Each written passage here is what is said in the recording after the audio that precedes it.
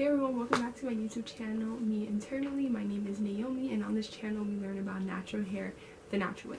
In this video I'm giving you guys my 6-month protective style reflection, and I'll just be breaking down what I learned throughout this challenge, what I liked, what I didn't like, and what I'll be doing moving forward. So stay tuned. And quick disclaimer, hopefully this video won't be as long. Let's shoot for about 10-15 minutes, so we'll see.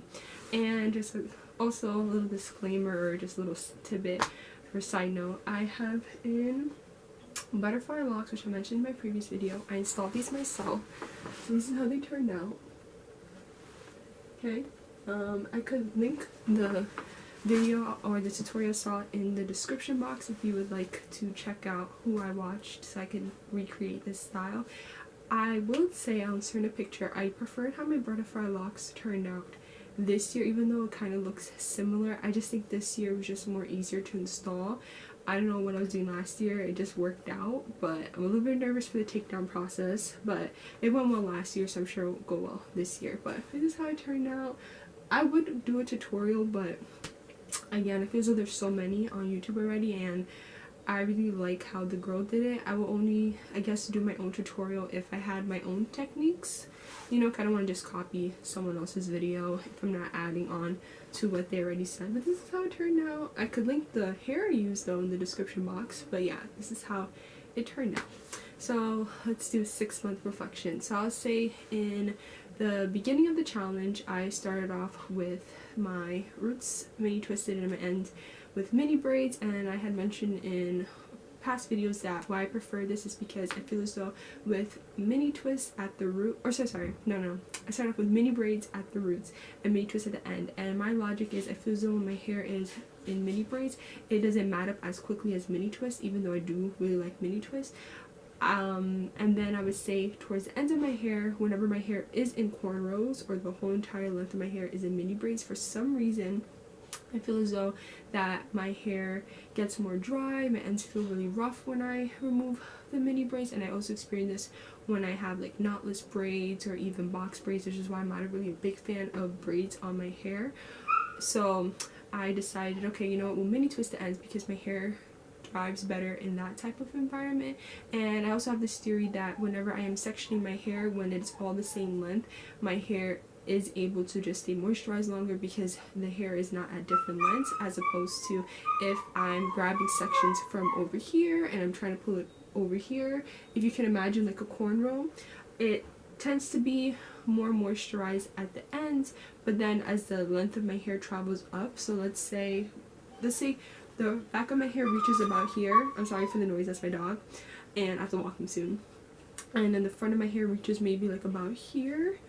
If I'm pulling the front over here, the middle of my hair, if you can imagine, as I'm moisturizing it, only the ends are really being moisturized. So the ends right here as opposed to the front of my hair, which is why I feel as though my hair sometimes takes so long to grow in the front, because of that process I used to do when moisturizing my hair and sealing it, which is why I opted for sectioning it more evenly and more efficiently, as well as starting with mini braids and mini twists at the end. So I did do that throughout the whole protective style, and I think that was great. I will say, however, that when I was wearing a traditional wig cap, my hair would mat up really quickly and would start to be really dry, and I could insert some pictures. So what I ended up doing, I did mention in a previous video, I decided to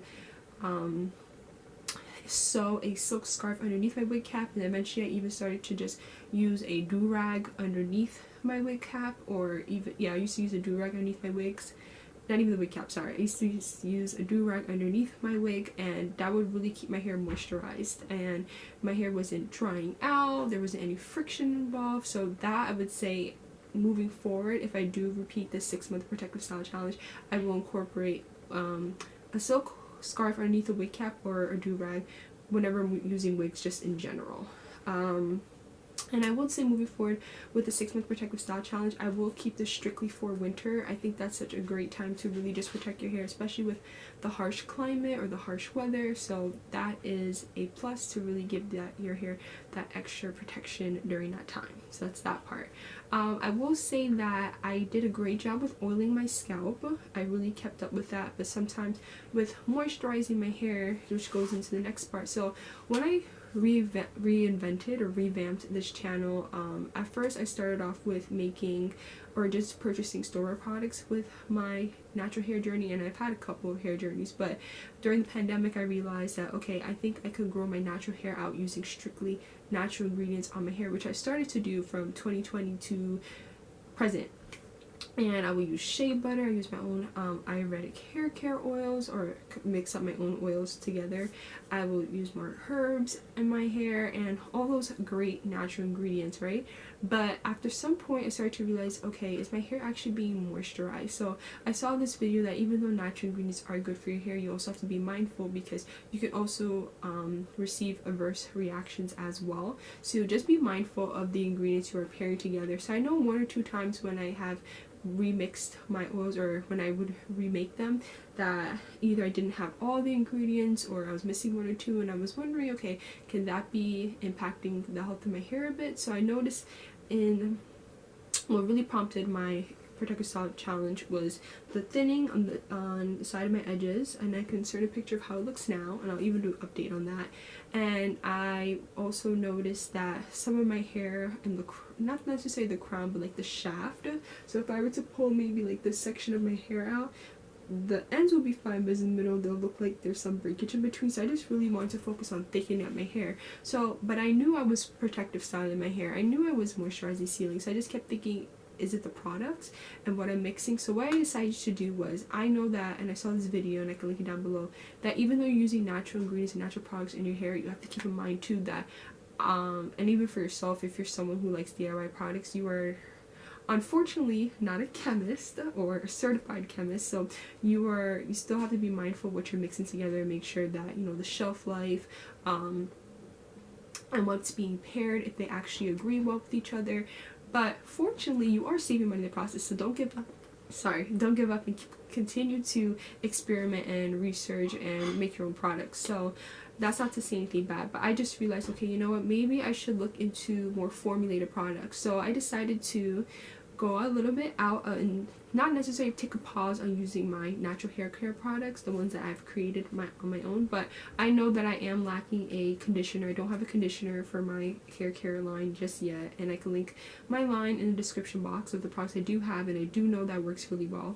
So I'm lacking a conditioner. I do not have a steady leave-in conditioner, so that way my hair is really being moisturized, because you need water to moisturize your hair. I have experimented with one. I can make a video on that, but I would like more of a consistency that's resembles conditioner as opposed to just a spray. I don't really like when water touches my hair as much, but that's a whole different story. So I would say that I would like more consistency in terms of the products and knowing that, okay, like I'm using this, I'm using that. So I would say that I was lacking a conditioner, and well, I don't really like conditioners. I would say I was like a deep conditioner and a protein treatment, which two are very important. I see a lot of videos where people say that you should be deep conditioning your hair. That's where you're really restoring your hair, really getting that extra TLC in, especially if you're deep conditioning it with steam or heat.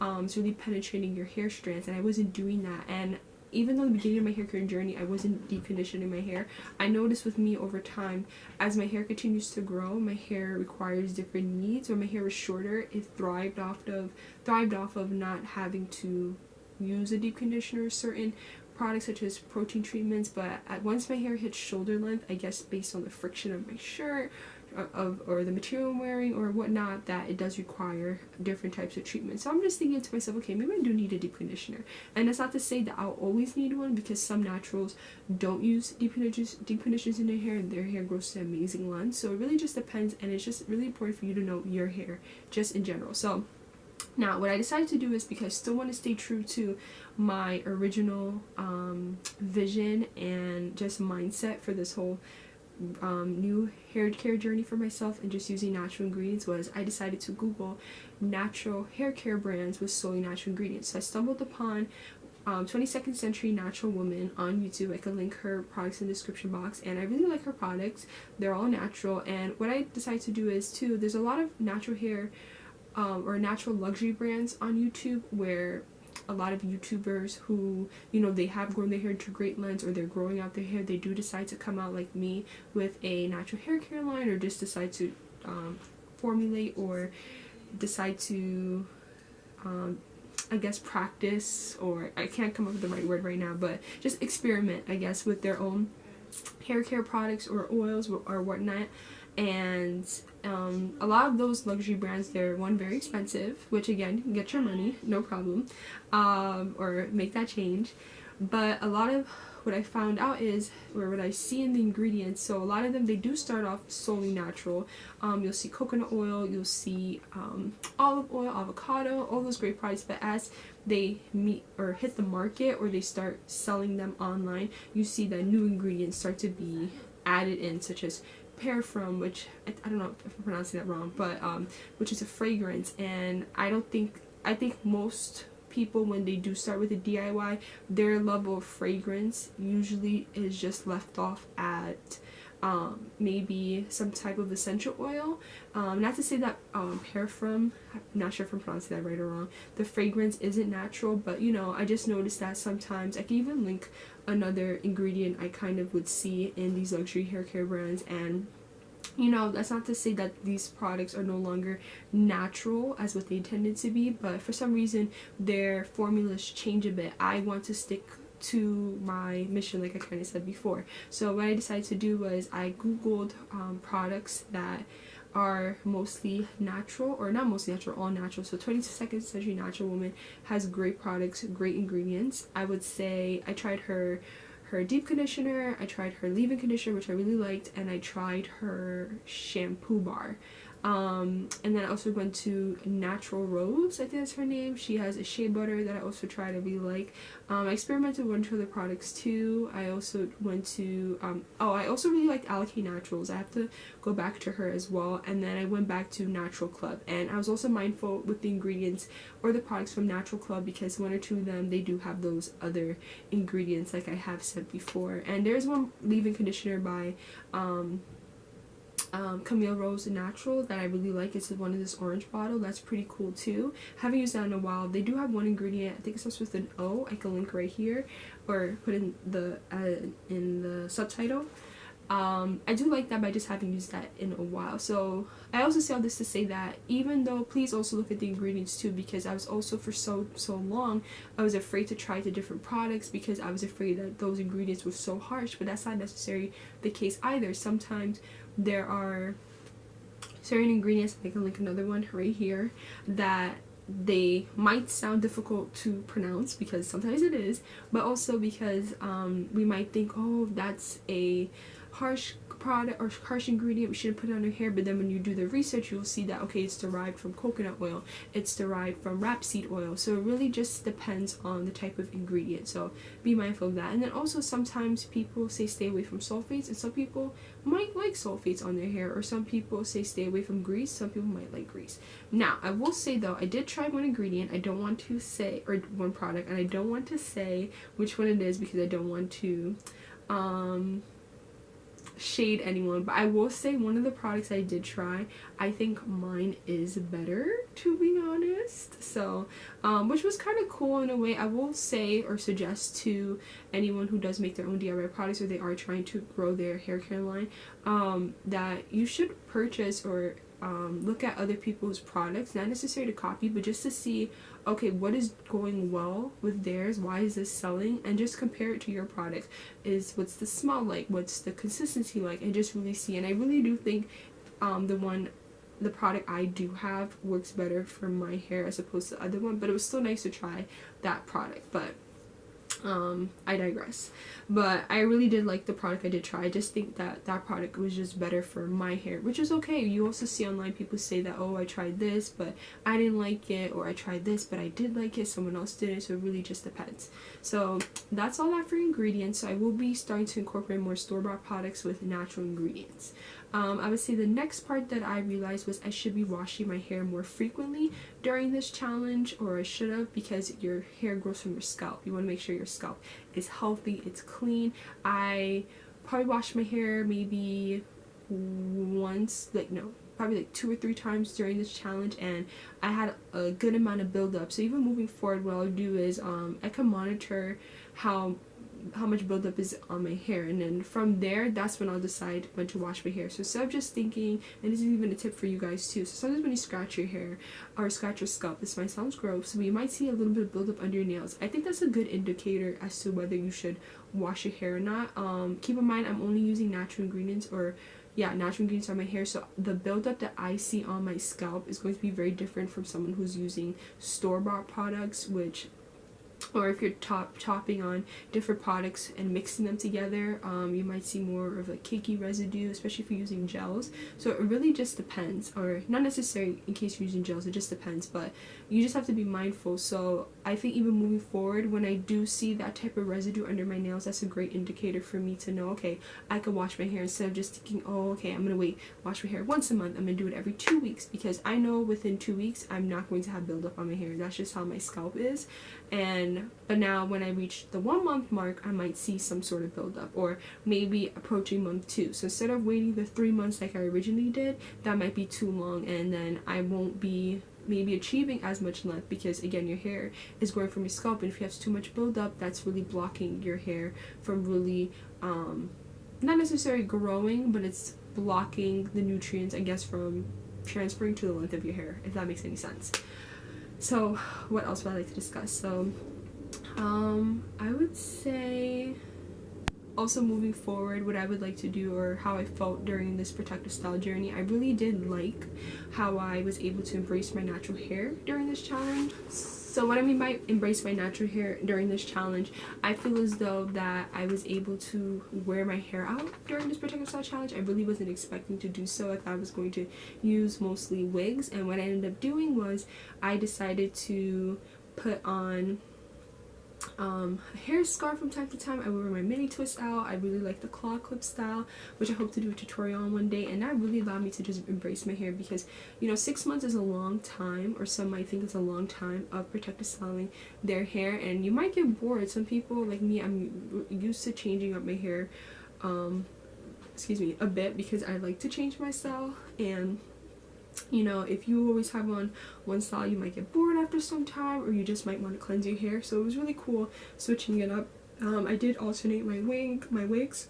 I could insert some pictures as well, and it was just a really great time for me to just learn more about my natural hair and just really experiment with different styles. So I would say that was really cool part of this 6-month journey. I would also say next, the length, I don't know, I didn't really notice that much length in some areas. Again, I think I need to maybe work on my shampoo schedule and moisturizing and deep conditioning my hair. I think that'll help a bit if I did more of that in between.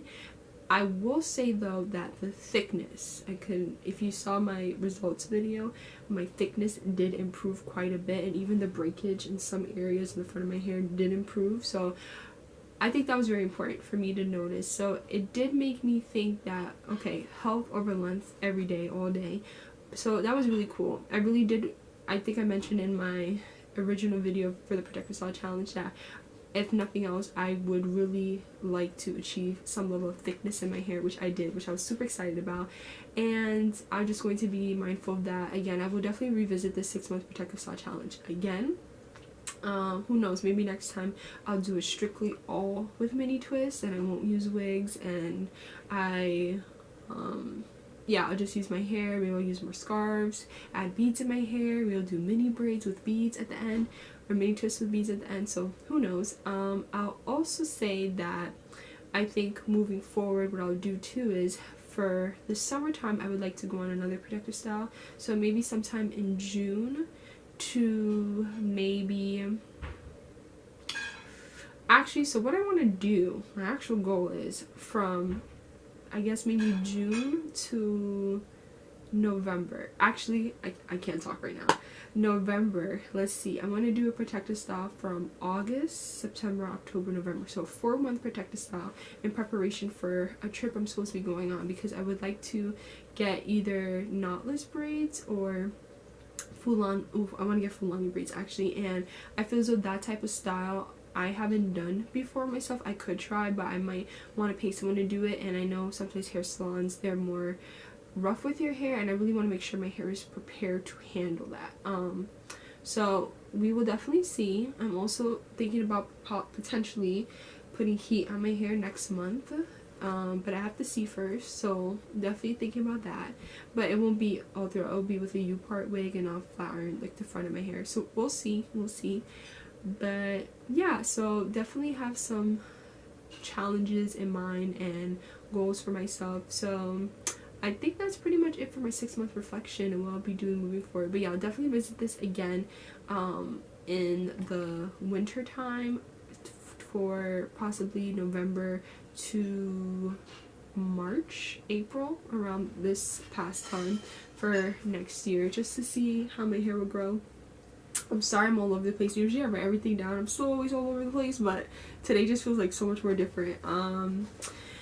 But yeah, and the last part I would say, so now I'm approaching, and if I forgot anything, I'll just maybe add like a caption somewhere, but I would say the last part in terms of my reflections, I'm approaching year 3 since I shaved my natural hair, which is crazy. It's been such an amazing experience. I never thought I'd ever shave my hair, but that's for another video. But yeah, so I'm approaching year 3, and for year 3, my goals, or as I approach it, is I did trim my hair in not too long ago. I think I had mentioned that in my results video. So I did trim my hair after the results, and just so my ends are fresh. So hopefully with this protective style in, as I continue to oil my scalp, I will try to incorporate some type of leave-in conditioner spray, even though I'm not really a fan of water touching my hair as much, but I'm just really trying to keep my hair moisturized while it's in this protective style.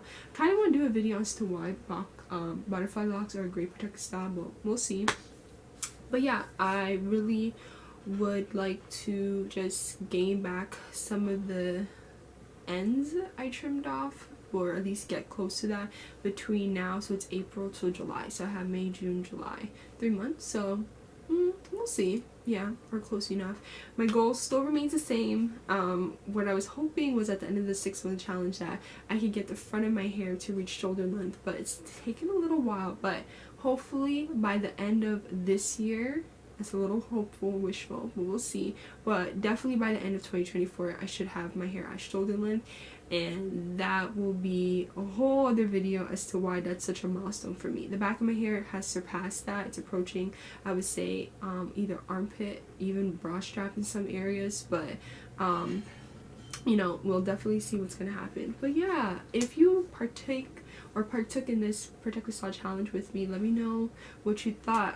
Hopefully for the next one I will have more of a guideline, a step-by-step for you guys, since I would have had more experience. I'll let you guys know what I'll do, especially with my washing my hair schedule. That I will definitely have more of a routine for you guys to see. But yeah, hopefully you found this video helpful. If you have your own protective style challenge going on, leave the video or leave your challenge in the comment section down below. And thank you so much for watching, and I hope to see you all in the next video. Bye.